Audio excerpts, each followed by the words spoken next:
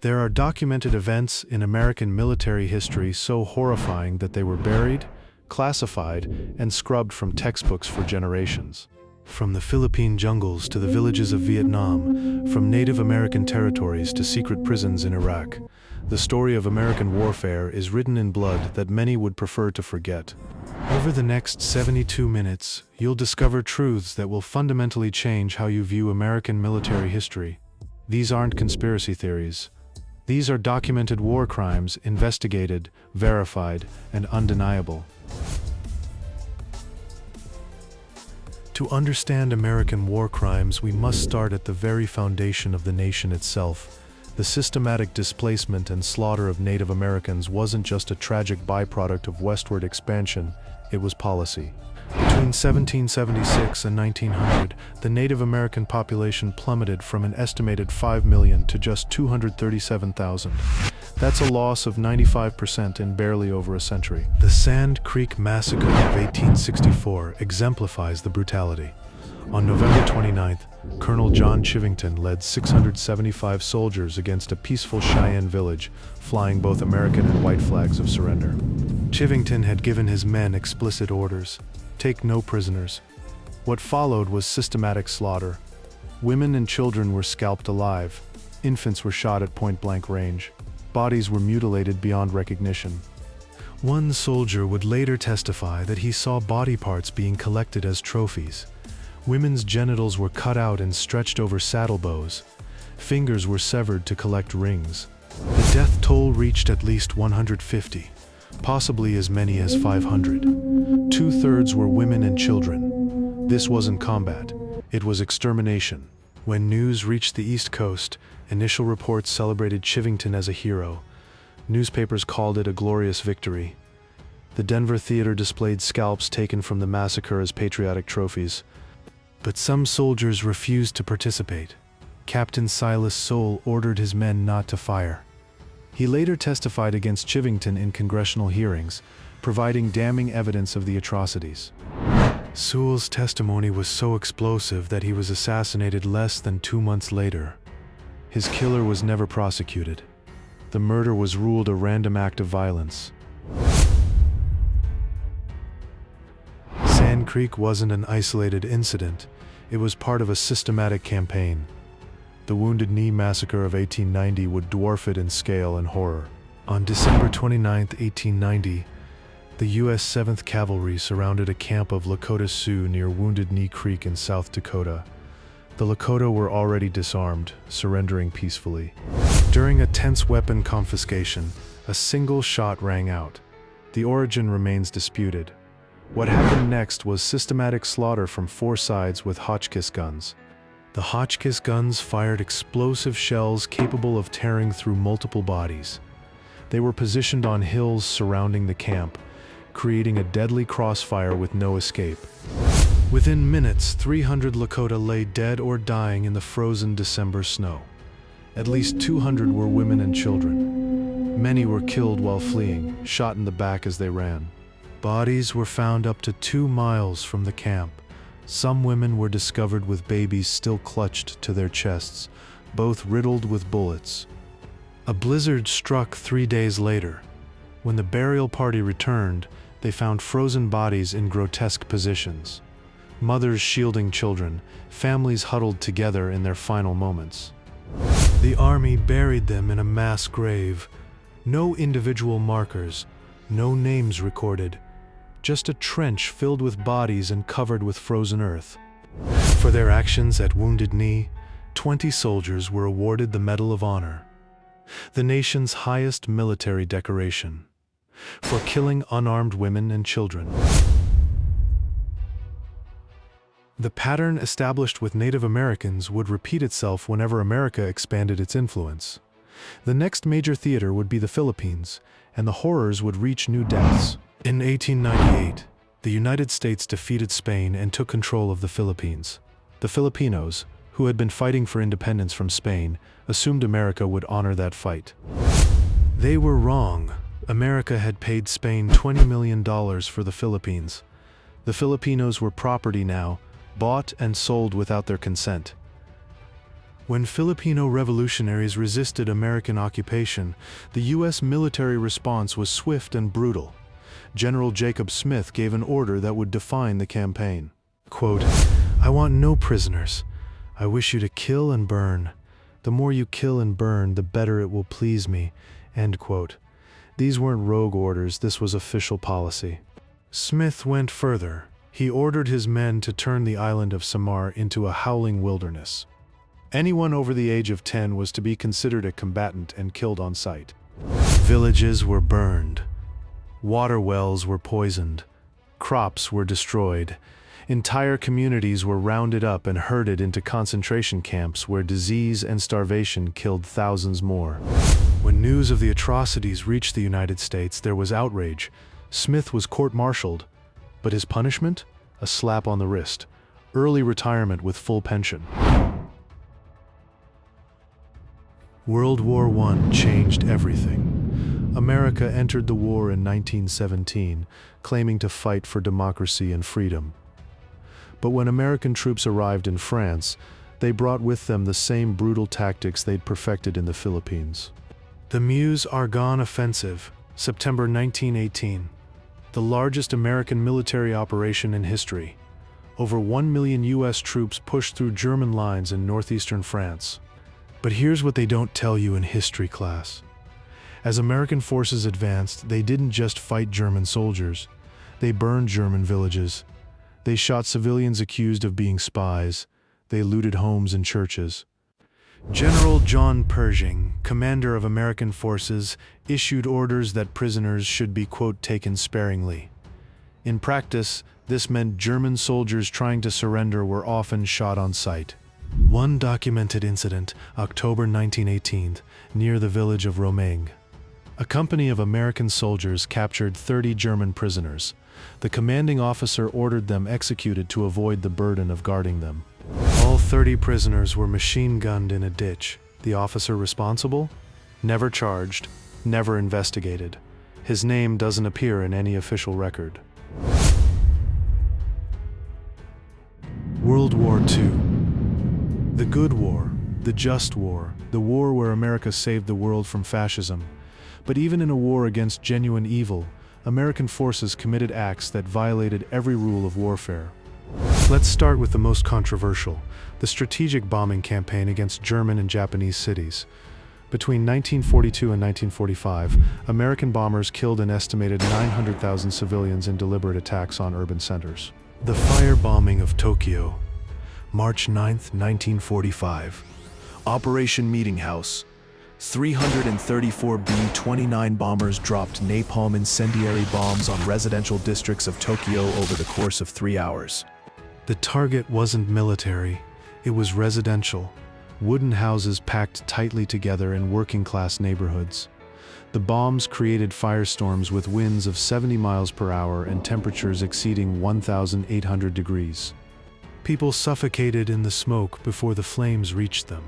Others jumped into rivers and canals only to boil alive in superheated water. Mothers carrying children on their backs burned together as they tried to flee. In a single night, over 100,000 people died. More than in Hiroshima, more than in Nagasaki. It remains the single deadliest air raid in human history. General Curtis LeMay, who planned the raid, later said, "If we'd lost the war, we'd all have been prosecuted as war criminals." He was right. What he ordered met every definition of a war crime under international law. Between March and August 1945, American bombers systematically firebombed 67 Japanese cities. Not military installations, cities. Urban centers filled with civilians. The stated goal was to break Japanese morale by making life unbearable for ordinary people. This wasn't collateral damage. This was deliberate targeting of civilian populations. The bombs were designed to start massive fires in residential areas. The timing of the raids was calculated to catch people at home, asleep. The legal argument at the time was that Japan had started the war, and total war meant total destruction. But that logic had been rejected at Nuremberg. When Nazi officials used the same defense, they were hanged. And then, of course, there were the atomic bombs. Hiroshima and Nagasaki. The only times in human history nuclear weapons have been used in warfare. Both cities were deliberately chosen because they had not been firebombed yet. Military planners wanted pristine targets, cities that hadn't been damaged yet, so they could accurately measure the destructive power of the new weapon. Think about that. They saved these cities specifically so they could experiment on them. The official justification was that the bombs saved lives by ending the war quickly, but declassified documents show that Japan was already trying to surrender. They wanted one condition, that the emperor be allowed to remain as a symbolic figurehead. America demanded unconditional surrender. The bombs were dropped, Japan surrendered, and then America allowed the emperor to remain anyway. The one condition Japan wanted was granted after 200,000 people were vaporized or burned alive. American troops in the European theater committed their own atrocities. The Malmedy Massacre is famous because Germans killed American POWs. But American soldiers did the same thing to German prisoners, and those stories were suppressed. In the summer of 1944, as American forces pushed across France, there were multiple documented incidents of troops executing captured SS soldiers. In some cases, entire units of German prisoners were machine-gunned after surrendering. The most controversial was at Dachau concentration camp. When American troops liberated the camp on April 29, 1945, they were so horrified by what they found that some soldiers immediately shot the SS guards who were trying to surrender. Estimates vary, but between 30 and 50 German guards were killed after surrendering. An investigation was launched, but it was quickly buried. The official report concluded that emotions ran high and no one was prosecuted. Was it understandable? Perhaps. The soldiers had just seen piles of corpses and skeletal survivors barely clinging to life, but understanding why it happened doesn't make it legal. The Geneva Conventions protect even the worst prisoners of war. While Europe was descending into darkness, the Pacific was becoming a theater of unimaginable brutality, and American forces were about to commit acts that would haunt them for generations. The Japanese military treated prisoners with savage cruelty. The Bataan Death March, the Burma Railway, the experiments at Unit 731. These atrocities created a desire for revenge that would warp American conduct in the field. On the island of Saipan in July 1944, something happened that revealed how far American soldiers had fallen into the cycle of revenge. Japanese civilians, terrified by propaganda about what Americans would do to them, began throwing themselves off cliffs into the ocean below. American soldiers watched families leap to their deaths, mothers holding infants, elderly couples hand in hand. Thousands died this way. But what's less known is that some American soldiers encouraged it. They fired shots near civilians who hesitated, hurting them toward the cliffs. Why would they do this? The soldiers saw it as sparing themselves the danger of capturing armed civilians. It was brutal calculus. Every Japanese civilian was considered a potential threat, so terrorizing them into suicide was seen as tactically sound. But it gets worse. On Okinawa, the largest amphibious invasion of the Pacific War, American forces committed systematic atrocities against civilians caught in the crossfire. Villages were burned, wells were poisoned. Civilians who refused to leave their homes were killed. 150,000 Okinawan civilians died during the battle.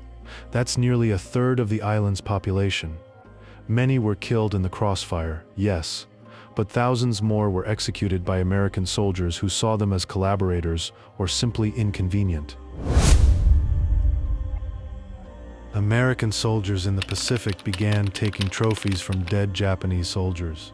Skulls, teeth, ears, bones, these weren't isolated incidents. It became so widespread that the military command had to issue orders banning the practice. There are photographs from Life magazine showing American soldiers posing with Japanese skulls like hunting trophies. One famous image shows a young woman in California holding a skull sent to her by her Navy boyfriend in the Pacific.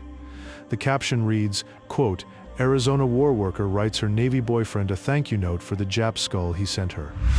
This wasn't fringe behavior, it was normalized, celebrated even. The racism was so deep, the dehumanization so complete, that defiling enemy corpses became a form of entertainment. It violated the laws of war, which protect the dignity of the dead regardless of which side they fought for. The Marine Corps eventually threatened court-martial for anyone caught taking trophies, but enforcement was nearly non-existent. Officers knew it was happening and looked the other way. The rationale was always the same. After what the Japanese did to us, they deserved it. But perhaps the most disturbing practice in the Pacific was the widespread killing of Japanese wounded. Medics and stretcher bearers were shot on sight. Wounded soldiers attempting to surrender were gunned down. Field hospitals were shelled deliberately.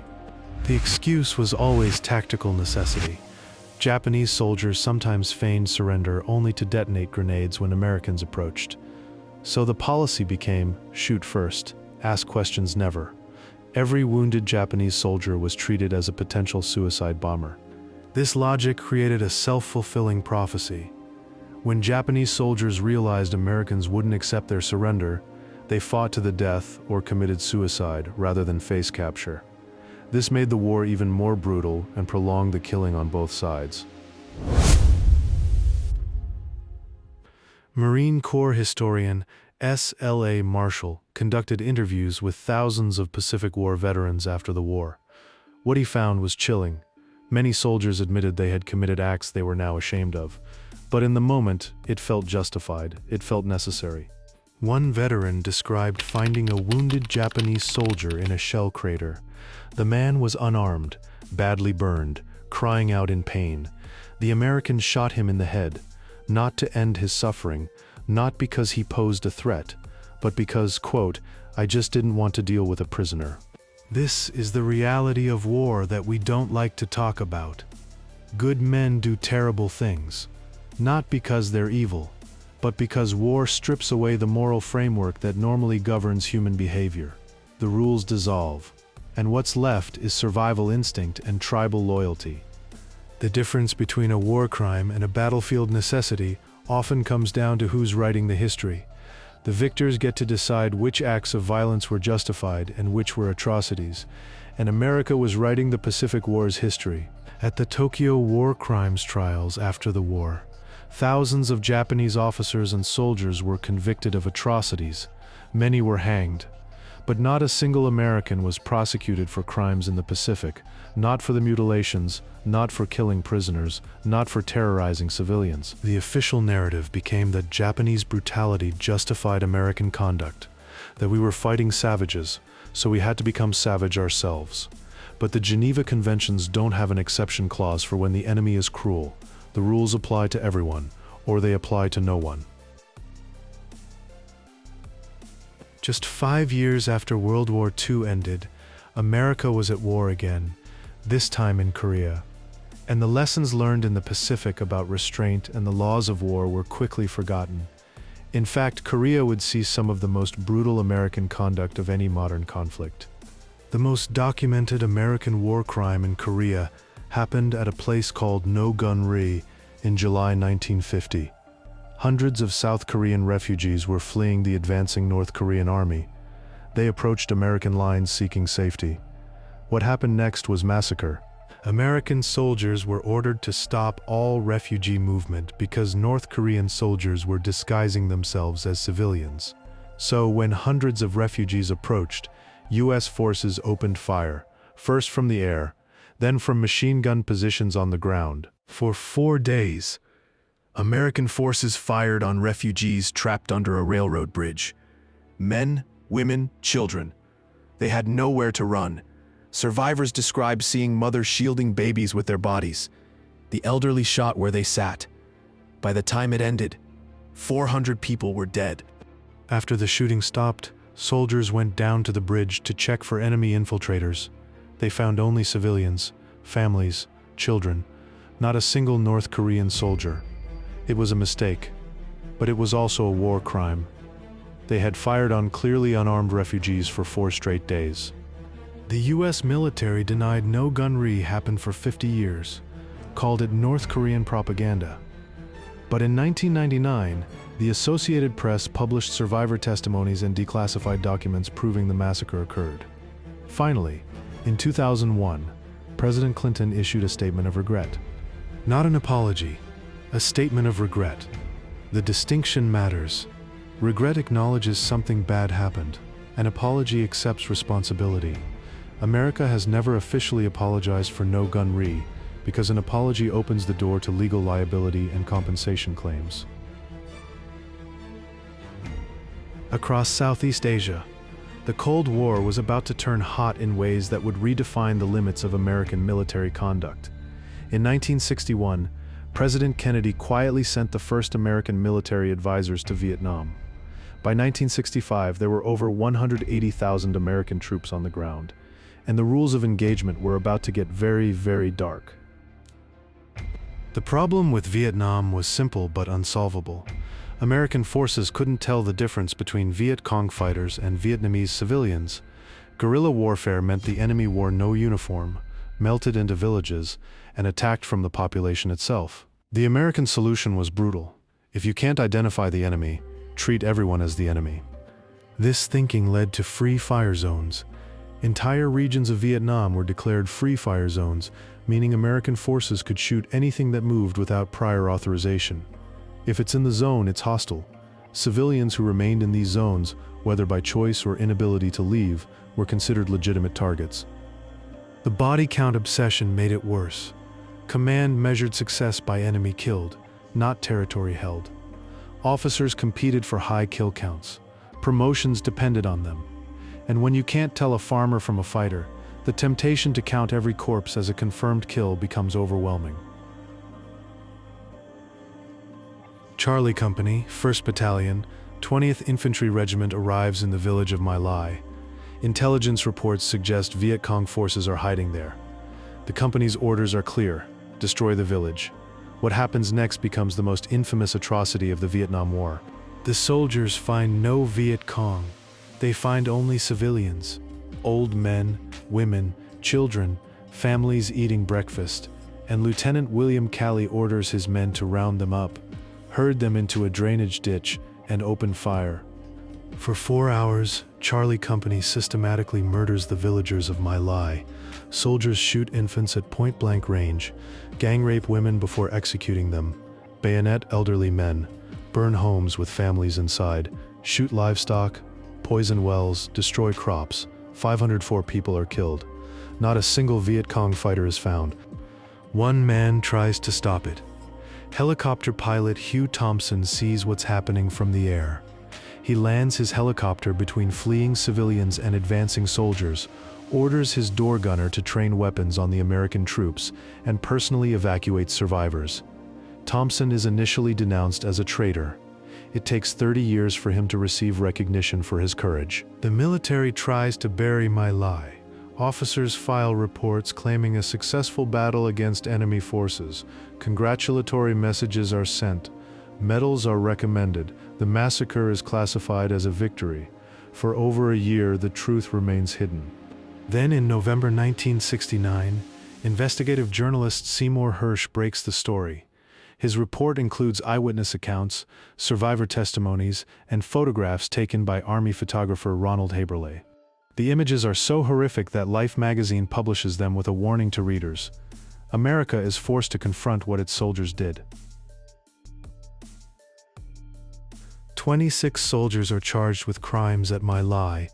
26. But only one is convicted. Lieutenant William Calley is found guilty of murdering 22 villagers and sentenced to life in prison with hard labor. The public outcry is immediate, but not the outcry you'd expect. Millions of Americans rally behind Calley. Petitions demand his release. Politicians call him a scapegoat. Radio stations play a song called The Battle Hymn of Lieutenant Calley that sells over 1 million copies. The governor of Georgia personally visits Calley in prison. The message is clear: he was just following orders, doing his job, and shouldn't be punished for it. President Nixon responds to the public pressure.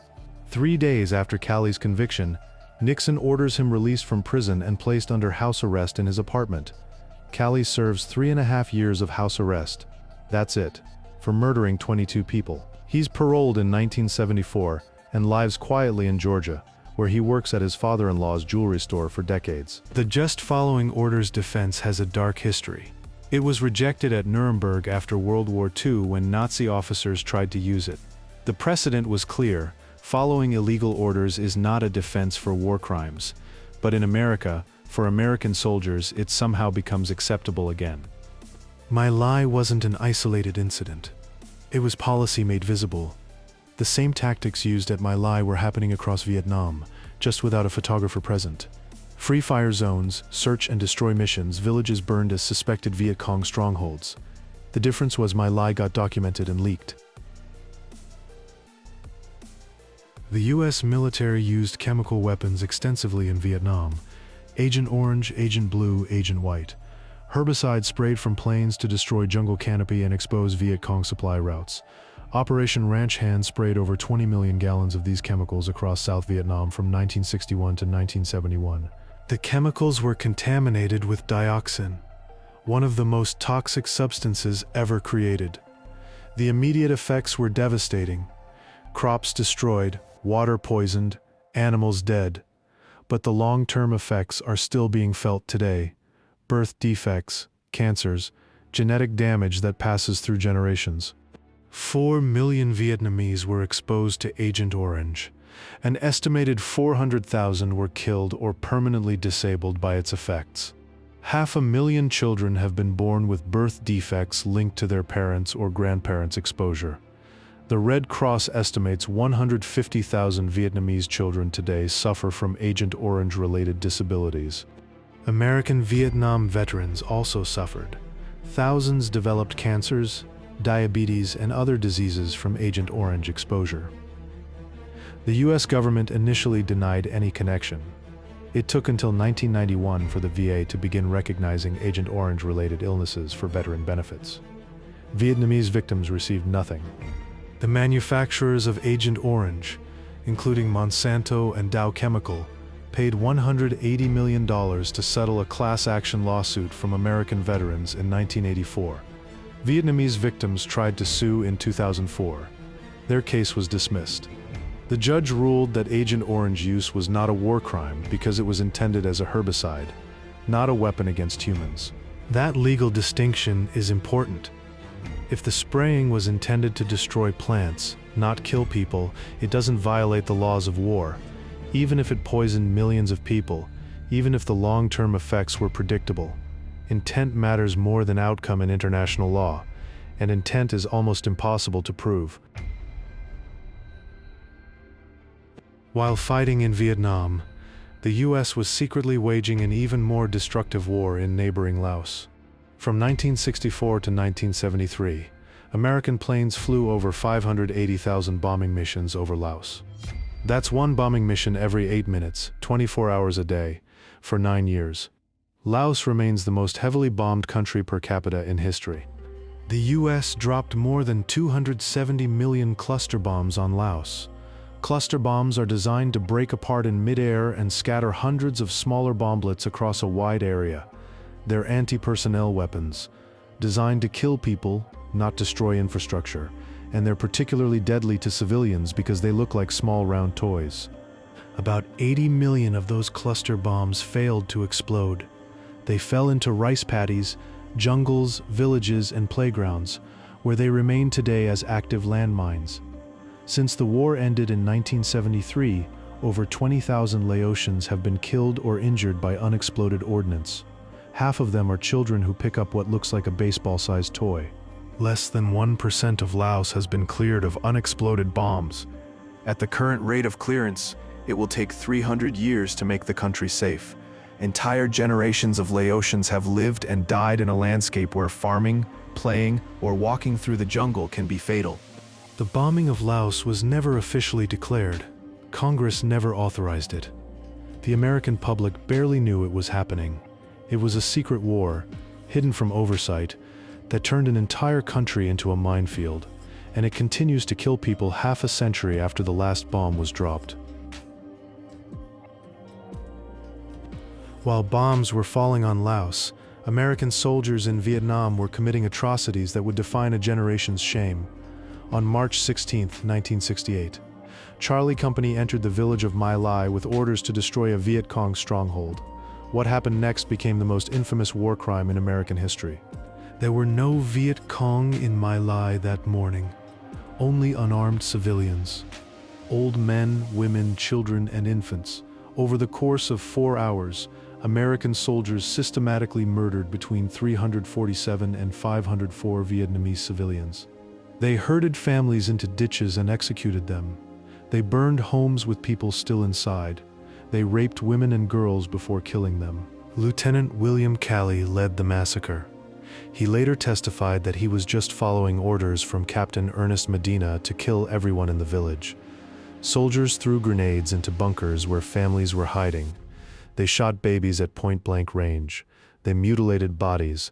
Some soldiers refused to participate and tried to intervene, but the killing continued for hours. The only reason the world learned about My Lai was because of helicopter pilot Hugh Thompson Jr. flying over the village. He saw ditches filled with bodies and realized a massacre was underway. He landed his helicopter between American soldiers and a group of fleeing civilians, ordering his door gunner to shoot the American troops if they tried to harm the villagers. He saved about 10 lives that day. The U.S. military tried to cover up My Lai. They initially reported it as a successful battle against Viet Cong forces, claiming 128 enemy combatants killed.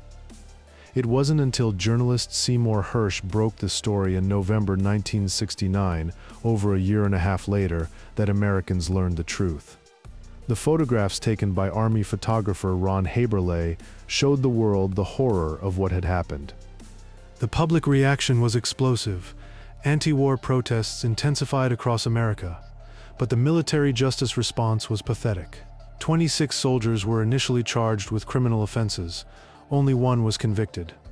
Lieutenant William Calley received a life sentence for personally murdering 22 civilians. He served just 3.5 years under house arrest before being pardoned. 3.5 years for the murder of over 500 people. That's less time than some Americans serve for drug possession. The message was clear. American war crimes would not be seriously punished. Captain Medina, who allegedly gave the orders, was acquitted of all charges. The cover-up participants faced no consequences. My Lai was the most publicized massacre, but it wasn't the only one.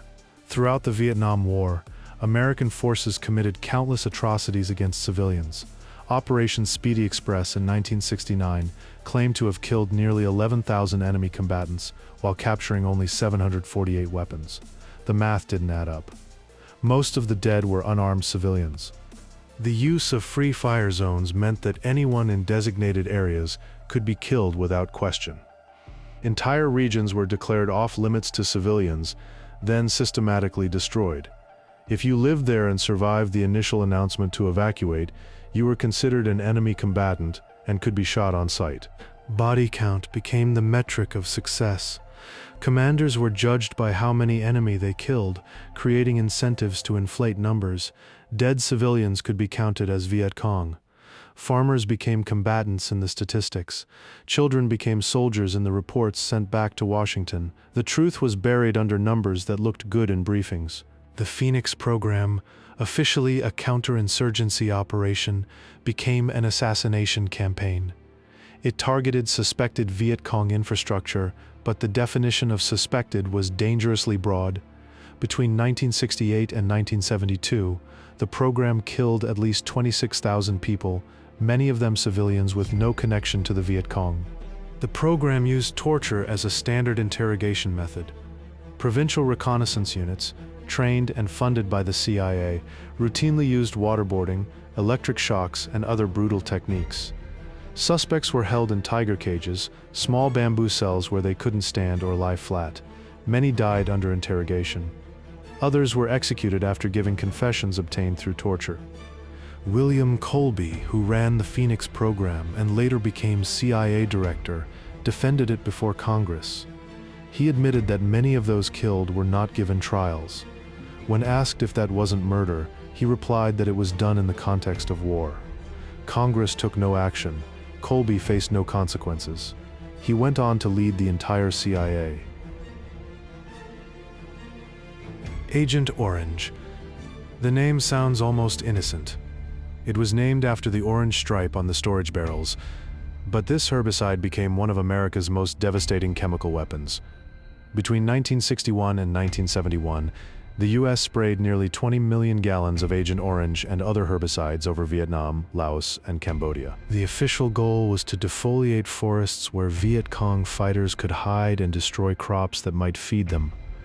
But Agent Orange contained dioxin, one of the most toxic chemicals known to science. The military knew it was dangerous. Internal documents show they were aware of health risks, but proceeded anyway. The war effort was more important than Vietnamese lives. The effects were immediate and horrifying. Skin conditions, respiratory problems, and cancer rates spiked in sprayed areas. But the worst effects were genetic. Dioxin causes birth defects that pass through generations.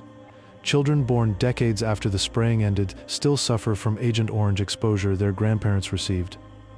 An estimated 4.8 million Vietnamese people were exposed to Agent Orange. The Vietnamese Red Cross estimates that up to 1 million people are disabled or have health problems due to Agent Orange. 3 generations have now been affected. Children are still being born with severe birth defects, including spina bifida, missing or deformed limbs, and severe intellectual disabilities. American veterans who handled Agent Orange also suffered. Thousands developed cancers, diabetes, and other diseases. The U.S. government initially denied any connection. It took decades of lawsuits and activism before the VA recognized Agent Orange diseases and provided compensation. But that compensation only goes to American veterans, not to the millions of Vietnamese victims. Vietnamese victims tried to sue the chemical companies that manufactured Agent Orange. The case was dismissed in 2005. The judge ruled that herbicides were not considered poison under international law, and the chemical companies were just government contractors following orders. The same defense that failed at Nuremberg succeeded in an American courtroom. Vietnam wasn't the end of American atrocities. It was a preview of what was to come. In every subsequent conflict, the same patterns emerged. Civilian casualties dismissed as collateral damage, torture justified as necessary, cover-ups protecting perpetrators, and justice denied to victims. The lessons of Vietnam were never learned because no one was held accountable. The body count mentality, the free fire zones, the torture programs, the chemical weapons, the secret bombings, all of these would reappear in different forms in Iraq, Afghanistan, and beyond. The institutional culture that allowed My Lai and the Phoenix program was never dismantled. It was simply rebranded for the next war. The veterans who came home from Vietnam faced a country that didn't want to hear what they had seen. Some tried to speak out about the atrocities they witnessed or participated in. The Winter Soldier investigation in 1971 brought together over 100 veterans who testified about war crimes they had committed or witnessed. The mainstream media largely ignored it. One of those veterans was John Kerry, who would later become a U.S. Senator and Secretary of State. In his testimony, he described how American soldiers had raped, cut off ears and heads, taped wires to human genitals, and turned up electricity, cut off limbs, blown up bodies, randomly shot at civilians, and razed villages. His words were powerful. The response was silence. America chose to forget Vietnam rather than confront what had been done there. The war ended, the troops came home, and the country moved on. The Vietnamese were left with a destroyed landscape, millions dead, and generations poisoned by chemicals that will affect their descendants for decades to come. No reparations were paid. No apologies were given. No one in command was held accountable. The lessons that should have been learned from Vietnam were instead deliberately buried. The military studied the war not to understand the moral failures, but to figure out how to manage public relations better next time. The Pentagon's conclusion was that the problem wasn't the atrocities, it was that the media had too much access. In future wars, reporters would be embedded and controlled. Vietnam established the template for modern American warfare. Overwhelming firepower with little regard for civilian casualties, secret operations hidden from oversight, torture programs run by intelligence agencies, and a complete lack of accountability when atrocities come to light. Every element of this template would be deployed again in the decades to come. In 1991, America went to war again, but this time with a promise. This would be different. The Gulf War was sold as a precision conflict, surgical strikes, smart bombs, minimal casualties. CNN broadcast grainy green night vision footage of missiles hitting targets with pinpoint accuracy. It looked like a video game. The Pentagon called it the cleanest war in history. But beneath the propaganda was a very different reality. The US-led coalition dropped 88,500 tons of bombs on Iraq in just 42 days. That's more tonnage than was dropped on Germany in all of 1943. And while the Pentagon showcased footage of missiles entering ventilation shafts, they never showed what happened when those bombs missed. On February 13, 1991, 2 American F-117 stealth bombers dropped laser-guided bombs on the Amiria air raid shelter in Baghdad. The Pentagon believed it was a military command bunker. It wasn't. Inside were more than 400 Iraqi civilians, mostly women and children, who had been sheltering there for weeks during the relentless bombing campaign. The bombs hit at 4:30 in the morning. The first bomb penetrated 10 feet of steel-reinforced concrete. The second bomb entered through the hole created by the first and detonated inside the packed shelter. The temperature inside instantly reached 4,000 degrees Fahrenheit. People were incinerated where they stood. Mothers shielded children who turned to ash in their arms. 408 civilians died in that shelter. The youngest was just 3 months old. When rescue workers finally entered hours later, they found charred bodies fused to walls, melted into staircases, reduced to shadows permanently etched onto concrete. The heat had been so intense that it vaporized human tissue, leaving only silhouettes, like the shadows at Hiroshima. The Pentagon's response was immediate and calculated. They insisted the shelter was a legitimate military target, claiming it had been used as a command center. They produced aerial photos showing military vehicles near the entrance, vehicles that multiple journalists confirmed were civilian ambulances. When pressed on the civilian deaths, a spokesperson said, "We don't know how those people got there." But the Amiria shelter wasn't an isolated mistake. It was part of a broader pattern of targeting Iraq's civilian infrastructure.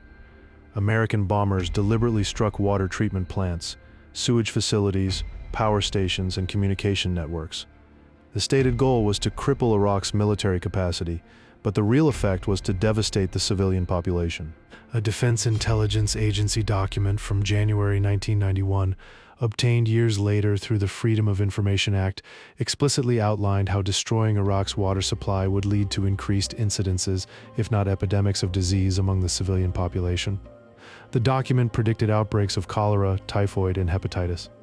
The document described this not as a potential humanitarian crisis, but as a strategic objective. The bombing campaign against Iraq's water infrastructure was systematic and thorough. By the end of the war, 90% of Iraq's water treatment capacity had been destroyed. In a desert nation where clean water is already scarce, this wasn't collateral damage, it was biological warfare by another name, waged against civilians. Then came the sanctions. After the war ended, the UN Security Council, at America's insistence, imposed comprehensive economic sanctions on Iraq that banned virtually all imports, including medical supplies, water purification chemicals, and equipment to repair the bombed infrastructure. The sanctions would remain in place for 13 years. The effect was catastrophic, with water treatment plants destroyed and no way to import replacement parts or purification chemicals. Waterborne diseases spread rapidly. Hospitals ran out of basic medicines. Malnutrition rates among children skyrocketed. By 1995, UNICEF estimated that 500,000 Iraqi children under the age of 5 had died as a direct result of the sanctions, more than the number of children killed in Hiroshima. In 1996, on the CBS news program 60 Minutes, journalist Leslie Stahl asked U.S. Secretary of State Madeleine Albright about the sanctions. Stahl said, "We have heard that 500,000 children have died. That's more children than died in Hiroshima. Is the price worth it?" Albright's response became one of the most infamous moments in American diplomatic history. Albright replied, "We think the price is worth it." 5 words, no hesitation, no qualifier. The deaths of 500,000 children, children who had nothing to do with Saddam Hussein's government, were, in the calculation of American foreign policy, an acceptable price to pay. Albright later claimed she regretted the phrasing, saying she should have challenged the statistics, but she never said the policy was wrong. She never said the sanctions should have been lifted. Her regret was only about the optics, that she'd accidentally said the quiet part out loud. Meanwhile, the Gulf War itself had ended with another atrocity that received far less attention: the Highway of Death. As Iraqi forces retreated from Kuwait on the night of February 26, 1991, American aircraft caught them on Highway 80, a 6-lane road heading north toward Basra. What followed was a massacre. American aircraft, including A-10 Warthogs, Apache helicopters, and B-52 bombers, attacked the convoy for hours. They bombed the front of the convoy to stop forward movement, then bombed the back to prevent retreat. Then they systematically destroyed every vehicle in between. Soldiers who abandoned their vehicles and tried to flee on foot were strafed with cluster bombs and depleted uranium rounds. The attack violated a basic principle of warfare. Retreating soldiers who are no longer engaged in combat are supposed to be allowed to withdraw. The Geneva Conventions explicitly prohibit attacking forces that are hors de combat out of the fight. But American commanders argued that the Iraqis were still technically in Kuwait, so they were fair game. The exact death toll remains classified, but estimates range from several hundred to several thousand. What's undisputed is that the convoy included not just military vehicles but civilian cars, buses and trucks, many carrying Palestinian and Iraqi civilians who had been working in Kuwait and were trying to flee the war zone. Journalists who arrived at the scene described an apocalyptic landscape. For miles, the highway was littered with destroyed vehicles, burned bodies, scattered personal belongings, photographs, letters, toys. One reporter wrote that it looked like the road to hell.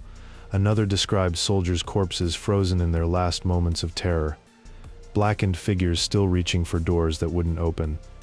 The American military immediately restricted media access to the site. Reporters who did make it there were told they couldn't photograph bodies or interview survivors. The Pentagon's official statement described the attack as a successful interdiction of enemy forces. The word massacre never appeared in any official report. Perhaps the most insidious aspect of the Gulf War was the use of depleted uranium ammunition. The U.S. military fired more than 900,000 depleted uranium rounds during the conflict, mostly from A-10 aircraft and Abrams tanks. Depleted uranium is incredibly dense, which makes it excellent at penetrating armor. It's also radioactive. When a depleted uranium round strikes a target, it doesn't just penetrate, it ignites. The impact creates a dust of uranium oxide particles that are incredibly toxic and radioactive. This dust contaminates soil, water, and air. It doesn't dissipate. It remains dangerous for billions of years, literally the half-life of uranium. In the years following the Gulf War, doctors in Iraq began noticing something horrifying. Childhood cancer rates were skyrocketing, particularly in areas where heavy fighting had occurred. Birth defects increased dramatically. Children born with severe deformities, missing organs, neurological disorders. By 2010, cancer rates in Basra had increased by more than 700% compared to pre-war levels. Multiple studies have linked these health crises to depleted uranium contamination, but the U.S. military has consistently denied any connection, claiming that depleted uranium is safe and that the health problems in Iraq are caused by other factors. They've refused to conduct comprehensive studies of the long-term health effects, and they've refused to clean up the contaminated sites. American veterans who handled depleted uranium ammunition or served in contaminated areas have reported similar health problems: cancers, respiratory issues, neurological disorders. The Department of Veterans Affairs has been slow to acknowledge these illnesses, and even slower to provide care. Once again, the victims of American weapons included American soldiers. The Gulf War established another dangerous precedent: the normalization of bombing civilian infrastructure as a military strategy. The deliberate destruction of water and electrical systems, followed by sanctions that prevented repair, created a humanitarian crisis that killed far more people than the actual combat did. And once again, there was no accountability. No American officer was charged with war crimes for the Amiria shelter bombing. No one faced prosecution for the massacre on the Highway of Death. The sanctions that killed hundreds of thousands of children were never investigated. Madeleine Albright continued her career, eventually teaching at Georgetown University. The Gulf War was sold to the American public as a success story, a quick, clean war with minimal casualties. President George H.W. Bush declared that America had finally kicked the Vietnam Syndrome. What he meant was that Americans were willing to support wars again, as long as they didn't see the bodies, didn't count the civilian dead, and didn't ask too many questions about what was done in their name. September 11, 2001, changed everything. The attacks killed nearly 3,000 Americans and gave the U.S. government something it hadn't had since Pearl Harbor, a blank check for war. Within weeks, the United States invaded Afghanistan to hunt down Osama bin Laden and destroy al-Qaeda. It was supposed to be quick, surgical, justified. But Afghanistan became the longest war in American history, and along the way, the rules of war were rewritten in ways that would shock the world. In December 2001, U.S. forces captured their first prisoners in Afghanistan. Instead of treating them as prisoners of war under the Geneva Conventions, the Bush administration invented a new category: unlawful enemy combatants. This wasn't just legal wordplay, it was a deliberate strategy to strip detainees of every protection international law had guaranteed for over 50 years. The prisoners were sent to Guantanamo Bay, a U.S. naval base on Cuban soil, specifically chosen because the administration believed it was outside the reach of American courts. The logic was chilling: if we hold them on foreign soil, they have no legal rights. No lawyers, no trials, no appeals, just indefinite detention in legal limbo. By 2004, over 700 men from 40 different countries were held at Guantanamo. Many had been sold to U.S. forces by Afghan warlords for bounties ranging from $3,000 to $25,000. Intelligence officials would later estimate that up to 86% of Guantanamo detainees had no connection to terrorism at all. They were farmers, cab drivers, teachers, handed over by rivals settling local scores. In August 2002, the Bush administration's Office of Legal Counsel produced what became known as the torture memos. These classified documents redefined torture so narrowly that almost anything short of organ failure or death became legally acceptable. Waterboarding, stress positions, sleep deprivation for 11 days straight, confinement in coffin-sized boxes, all of this was deemed enhanced interrogation, not torture. Waterboarding was used 183 times on a single detainee, Khalid Sheikh Mohammed. That's not interrogation, that's systematic torture designed to break the human mind. Former interrogators described prisoners who would confess to anything, sign any statement, implicate anyone just to make it stop. The CIA operated a network of secret prisons across the globe, what they called black sites: Poland, Romania, Thailand, Lithuania, countries that agreed to host CIA facilities where detainees could be tortured without oversight. Prisoners were extraordinarily rendered, which is government speak for kidnapped off the street and flown to countries with no human rights protections. One of the most infamous cases was Maher Arar, a Canadian engineer who was detained at JFK Airport in 2002 during a layover. He was held for 13 days, denied access to a lawyer, then put on a private jet and flown to Syria, a country the U.S. State Department had officially designated as a torture state. Syrian interrogators beat him with electrical cables, held him in a cell the size of a grave, and extracted a false confession. After a year in Syrian custody, Arar was released. No charges, no evidence, no apology. The Canadian government eventually paid him $10.5 million in compensation and issued a formal apology. The United States never did. To this day, Maher Arar remains on the U.S. no-fly list. In April 2004, CBS News broke the story that would define the moral collapse of the War on Terror: the photographs from Abu Ghraib prison in Iraq. The images showed American soldiers torturing Iraqi prisoners, hooded men on leashes, prisoners forced into sexual positions, detainees threatened with dogs, dead bodies packed in ice. The world recoiled in horror. The Bush administration immediately blamed a few bad apples, low-ranking soldiers who acted on their own.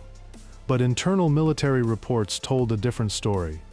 The techniques used at Abu Ghraib had been explicitly approved by Secretary of Defense Donald Rumsfeld. Stress positions, sleep deprivation, sensory manipulation, these weren't rogue actions, they were official policy that had migrated from Guantanamo to Afghanistan to Iraq. Multiple investigations confirmed that at least 100 detainees died in U.S. custody during the War on Terror, many from torture. At least 34 of those deaths were classified as homicides by military pathologists. Not accidents, not suicides, homicides. And out of all those deaths, only 12 U.S. service members were ever convicted, most receiving sentences of less than a year. One of those deaths was Gul Rahman, an Afghan man held in a CIA black site near Kabul. In November 2002, he was stripped naked, chained to a concrete floor in near-freezing temperatures, and left overnight. By morning, he was dead from hypothermia. The CIA officer in charge was recommended for a $2,500 cash award for his consistently superior work. The torture program didn't just violate international law, it didn't work. The Senate Intelligence Committee spent years investigating the CIA's detention program and concluded that torture produced no actionable intelligence that couldn't have been obtained through legal interrogation methods. In fact, the false information extracted through torture led to wild goose chases that wasted years of intelligence work. But perhaps the most damning detail in the Senate report was this. The CIA repeatedly lied to the White House, to Congress, and to the American people about the program. They claimed torture had prevented terrorist attacks. They claimed it had led to the capture of Osama bin Laden. Both claims were false.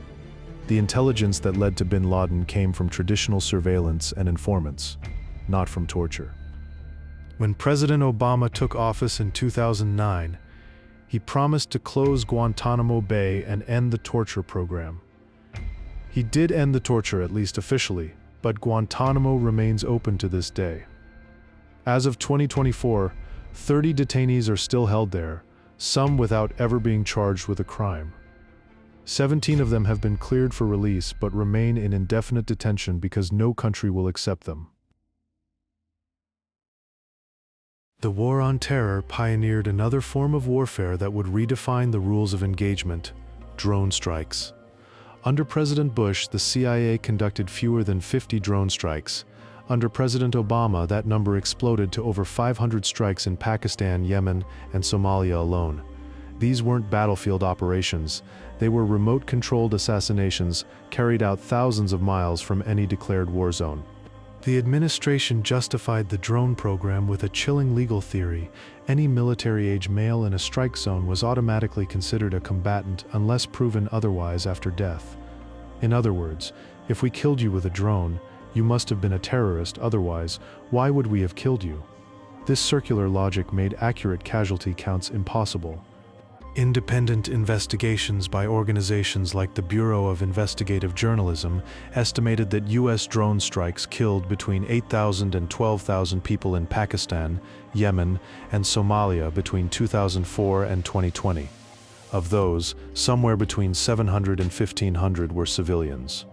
Children playing, families attending weddings, people going about their lives, vaporized by missiles fired from aircraft they never saw. One of the most notorious incidents occurred in September 2011, when a U.S. drone strike in Yemen killed Anwar al-Awlaki, an American citizen accused of terrorism.